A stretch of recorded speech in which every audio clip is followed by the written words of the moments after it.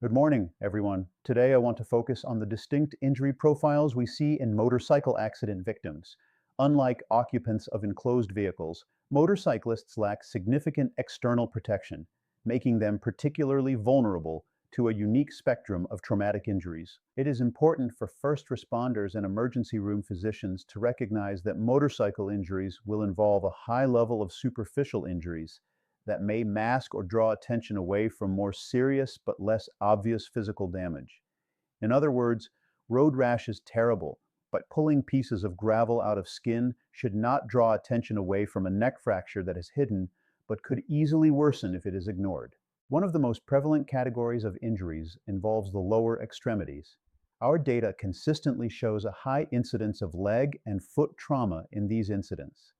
A study published in the Journal of Trauma and Acute Care Surgery by Smith et al. 2018 analyzed a large cohort of motorcycle accident victims and found that lower extremity injuries accounted for over 45% of all non-fatal injuries.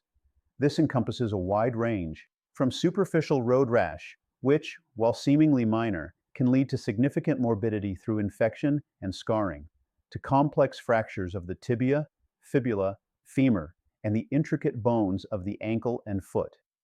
This is based upon an article by Dr. Anderson and others in the Journal of Orthopedic Trauma, 2020. We also see significant soft tissue injuries around the knee, including ligamentous tears and patellar fractures, often requiring surgical intervention and prolonged rehabilitation. This is by Drs. Miller and Hart in the American Journal of Sports Medicine, 2019. In the most severe cases, we unfortunately encounter devastating crush injuries and traumatic amputations. Ambulances should know which emergency facilities can handle amputations, reattachment, and post-accident infection. All facilities are not equal. Moving to another common injury, road rash or abrasion trauma, deserves specific mention. As the rider's body directly impacts and slides against the road surface, extensive skin loss is a frequent occurrence. The depth and extent of these injuries can vary dramatically, sometimes necessitating skin grafting and posing a significant risk of infection. This is detailed by Dr. Jones and others in the Journal of Wound Repair and Regeneration, 2017. Furthermore, the shearing forces involved can damage underlying nerves, leading to long-term sensory deficits. The head and neck region is another area of critical concern. Despite advancements in helmet technology, head injuries remain a leading cause of mortality and long-term disability in motorcycle accidents.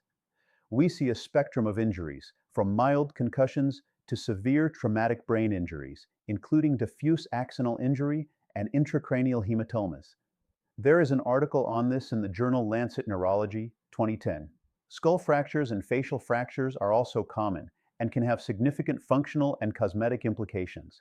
Importantly, the biomechanics of motorcycle accidents often result in concomitant neck injuries, such as whiplash, cervical sprains, and, in the most tragic cases, spinal cord injuries with devastating neurological consequences.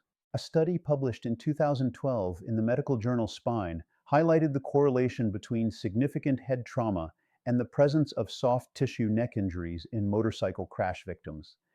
If the neck is snapped back and forth, the brain is bouncing back and forth. Many times, brain injury is ignored after a motorcycle accident. Don't make that mistake. Look for brain trauma, and in any serious motorcycle accident, presume that if you examine, you will find some level of meaningful brain injury. Upper extremity injuries are also frequently observed. As riders instinctively reach out to break a fall, the arms and hands bear a significant impact force. This often results in fractures of the wrist, forearm, humerus, and clavicle. We also see specific nerve injuries, such as ulnar nerve compression, sometimes referred to as biker's arm, resulting from direct pressure during the impact. Read the article by Dr. Dellin in the Journal of Reconstructive Microsurgery, 2009. The blunt force trauma inherent in motorcycle accidents can also lead to significant internal injuries. We see cases of splenic and hepatic lacerations, pulmonary contusions, and bowel perforations. Rib fractures are common and can lead to pneumothorax or hemothorax, further complicating the clinical picture. Finally, it's important to address burn injuries. These can occur from contact with hot engine components or exhaust systems, as well as from friction burns in severe road rash incidents. The severity of burns can range from superficial to full thickness, requiring specialized burn center care. In conclusion, motorcycle accidents present a unique pattern of injuries, often involving multiple systems and carrying a high risk of significant morbidity and mortality. As clinicians, a thorough understanding of these injury patterns, supported by evidence from the medical literature, is paramount for effective diagnosis, treatment, and ultimately for advocating for injury prevention strategies. The consistent message from the data is that protective gear plays a crucial role in mitigating the severity of these injuries. Thank you for watching. I hope this was of value to you. The Law Office of Daniel Horowitz represents people injured in motorcycle accidents. We have accident and medical professionals on staff to document all of your injuries. Call us at 925-283-1863. There is no fee until you recover money. Again, our number is 925-283-1863.